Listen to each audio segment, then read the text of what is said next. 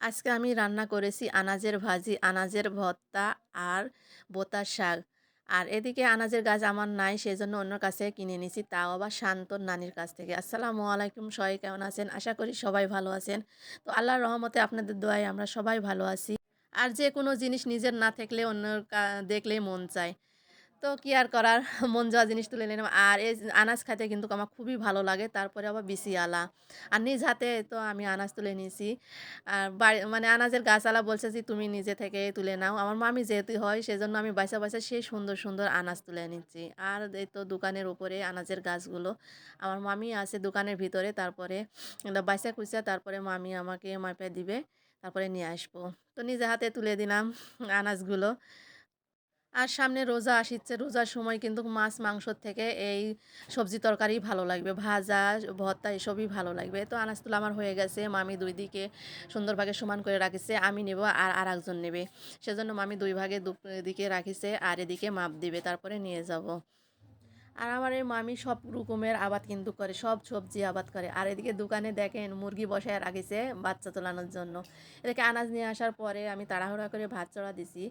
তেমন একটা তাড়াহুড়া নাই, তারপরে ছোট বাচ্চা আছে আর আপনাদের চাচা গেছে অন্যের কাজে, দুপুরে এসে খাবে, সেজন্য তাড়াহুড়া করে রান্না বসায় দিলাম। রান্না বসা দেওয়ার পরে তো আমি এক হাতে ভাত চড়া চুলার জাল দিব আর এক হাতে আমি আনাজগুলো কুটে নেব।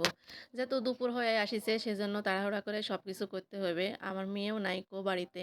আর আমার শাশুড়িও গেছে উম কোথায় যেন জানি না কো। আর এদিকে আমি এই তো আনাজগুলো একদিকে কুটে নিব। আর আনাজ যেহেতু রান্না করব, আমার কিন্তু আনাজের মানে ভর্তাটা সেই ভালো লাগে। আনাজ দেখলে আমার লোভ জাগে যে আমি ভর্তা করব। তো সেজন্য এখান থেকে বাইসা, বাইসা কিছু আনাজ নিছি যে ভর্তা করব বলে। আর আনাজে কিন্তু পোকা থাকে। আপনারা খেয়াল করবেন যে আনাজে পোকা থাকে। আনাজ কাইটা না দেখায় এই তো আমরা এরকম করে গ্রাম অঞ্চলে আনাজ দেখি। আনাজ সুন্দর ভাগে এভাগে খাড়া করে দেখলে যে ভেতরে কোনো পোকা আছে কিনা দেখা যায়। এদিক শাশুড়ির কথা বলতে না বলতে আমার শাশুড়ি এসে হাজির। এই তো অনেকগুলো পাকা, পাকা বইর আর সপরি নিয়ে। ২ টা নাতি আছে, পাড়ার মধ্যে কে যেন খাইতে দিছে। তো সেখানে খায়নি, বাড়িতে নিয়ে এসে ২ নাতিতে ভাগ করে দিচ্ছে। আর বইগুলো এতই সুন্দর আর বড়, বড়, খাইতেও নাকি সেই স্বাদ। এদিকে কথা বলতে, বলতে আমার আনাজ কোটা হয়ে গেছে। আর আনাজ রান্না করব ছোট দেশি আলু হলে কিন্তু সেই ভালো লাগে।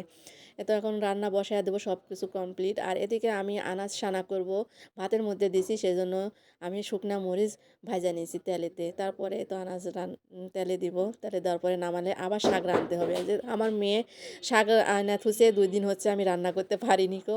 কষ্ট করে তুলে এনেছে, না রান্না করলে কি হয়, সেজন্য ওটুকু রান্না বসাইয়া দিছি। আর এদিকে আনাজের সানা করা দেখে আমার এক শাশুড়ি বলছে যে, "আনাজের সানা কেমন লাগে আমাকে একটু দিবে?" তো আমি তাড়াহুড়া করে আনাজের সানা করে তাকে আবার দিয়ে আসলাম। আর আনাজের সানা হয় কি একটু মানে জ্বালা, জ্বালা একবারে জ্বালাও না বা একবারে বিসিয়ালা না। নিয়মের হলে সেই সানাটা খাইতে খুবই ভালো লাগে। এদিকে আমার রান্না শেষ, সবাই গা গোসল করে খাবারে চলে আসিছে। আর কি রান্না করছি সবাইকে দেখাচ্ছি। আর এদিকে পিঠা আছে, আপনাদের চাচা বাড়িতে থাকে না, সেজন্য খাওয়া হয়নি। সেজন্য তার জন্য আলাদা করে রাখিছি। তো আমার পুরো ভিডিওটা কেমন হয়েছে অবশ্যই জানাবেন। তো আজ এ পর্যন্তই, সবাই ভালো থাকবেন, সুস্থ থাকবেন আর আমাদের জন্য মন থেকে দোয়া করবেন। আজ এ পর্যন্তই, আল্লাহ হাফেজ।